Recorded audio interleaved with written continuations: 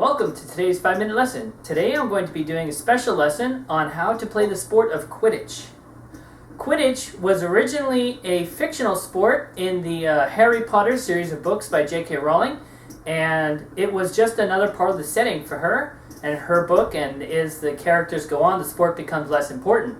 But the sport has also become a real-life game that people play, and in this video I'll be teaching you how to play it and get you to understand the basics of the game and the strategy. So for more on that, I'm going to turn it over to myself in the field. Quidditch is a team game where people play different positions. It's rather unusual in that the different positions are governed by different sets of rules. The first rule, however, is universal. All Quidditch players must be riding their broom the entire time they're in play, like so. Just like in the Harry Potter series, where the players are flying around on broomsticks, in Quidditch we have to be riding on the broom in order to be in play. The different positions in Quidditch are demarcated by different color headbands, and each position has a different set of rules associated with it. The first one is the chaser. They wear white headbands. Sometimes, when you're playing a scrimmage, it's headbands versus armbands to denote which team you're on. Chasers play with this ball.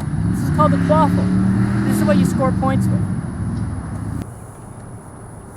Chasers play with the quaffle.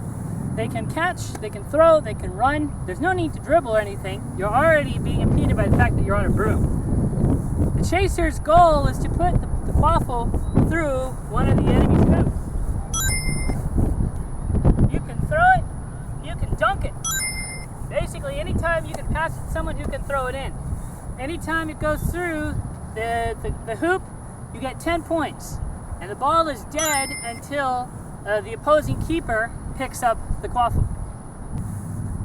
Keepers are basically the second position. They're very similar to chasers. Just like chasers, they play with a quaffle.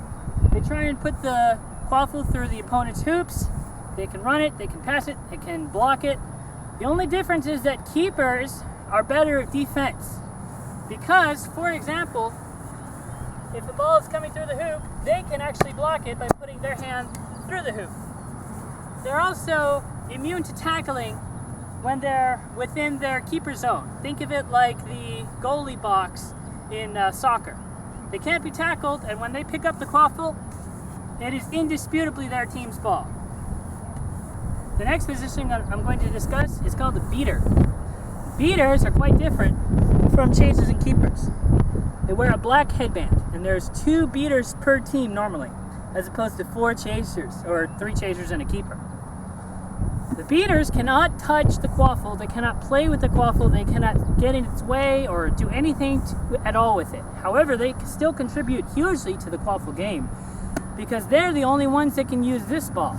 This is basically a slightly deflated dodgeball, and it's called a bludger. There are 3 bludgers on the field at all times. When a beater plays with a bludger, what they can do is they can throw the bludger at someone, and if it hits the person on the opposing team, it knocks them out. They have to dismount. They're no longer in play. They must go back and touch their own hoops to become back in play again. A beater can also defend against other beaters.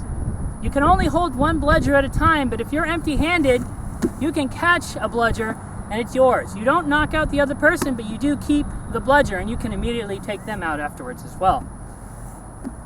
Since there are 4 beaters and only 3 bludgers on the field, one team will naturally have the advantage of having both of their beaters having a bludger. This is called having bludger control. Having bludger control, keeping it, and knowing when to risk it by throwing the bludger at someone is a big integral part of the strategy of Quidditch. If you're familiar with Harry Potter, the last ball that's in play is the golden snitch. Well, we don't have a magical ball that hides from you. We do instead have a tennis ball and a sock. This tennis ball and a sock is actually protected by a snitch runner who will attach it to the back of their shorts and will then protect it. The snitch runner is a neutral player. They're not on either team. One seeker from each team, who normally wears a yellow headband, tries to pull the snitch, and when they do, they get 30 points and the game is over. Not 150. J.K. Rowling did that to irritate sports fans. Well, that'll be all for today's 5-minute lesson. I hope to see you playing Quidditch soon. Thanks!